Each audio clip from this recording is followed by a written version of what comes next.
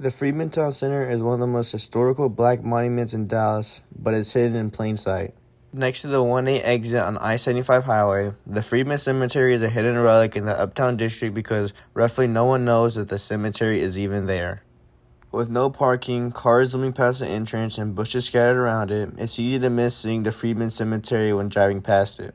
I would drive by the Freeman Cemetery every day coming back from school or getting groceries from the local Walmart next to the cemetery and never saw it once. All along, the remains of some of the very first African Americans to ever settle in Dallas after being freed from slavery were only 100 feet away from me. The Freeman Cemetery in Dallas is one of the largest in the country, with its powerful statues of male and female slaves around the walkway. The site represents a once thriving North Dallas community. For the times of the Civil War in 1970s, was the largest segregated African American area in Dallas and one of the largest in the country. The Freeman community became the social, culture, and economic center for African American life in Dallas. Around the 1940s, the city decided to make a major highway crossing right through Freeman Town, called the North Central Expressway. This forced all the residents from Freeman Town to move, and many of them relocated to South Dallas. After almost 4 decades of the North Central Expressway being built, the highway was in a rough state, so reconstruction was being made. But before remodeling could begin happening, the city was informed that there was something below the North Central Highway. It was the Freeman Cemetery. And in Texas, they recently passed a new law that no one could build something over a graveyard. So the city started the project of getting all the Freeman graves out of their original caskets and into new ones, where the public could see.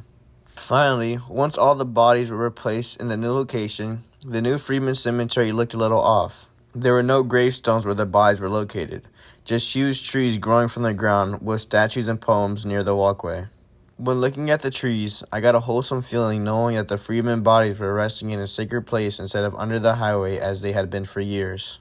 The statues and poems on the wall were very powerful because they showed how slavery corrupted the minds of female and male slaves to make them lose their self-worth.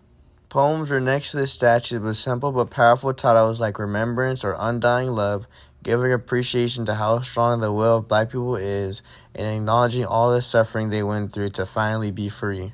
The removal of Freeman Town was one of the most significant events to happen to black people in Dallas, and is something black people are still affected by today. The Freeman Cemetery is the last thing we have of Freeman Town, which is the most significant. The people who lived there and brought the town to life. The people who walked down the main streets of Freeman Town to get the mail or attend community gatherings. Their bodies were there, still giving life to the area even after death. In all, we almost lost everything from Freeman Town, but thankfully because of some good people, we can still appreciate the brave souls who first walked the streets of Dallas and be appreciative that they were the stepping stones for equality, justice, and prosperity for black people.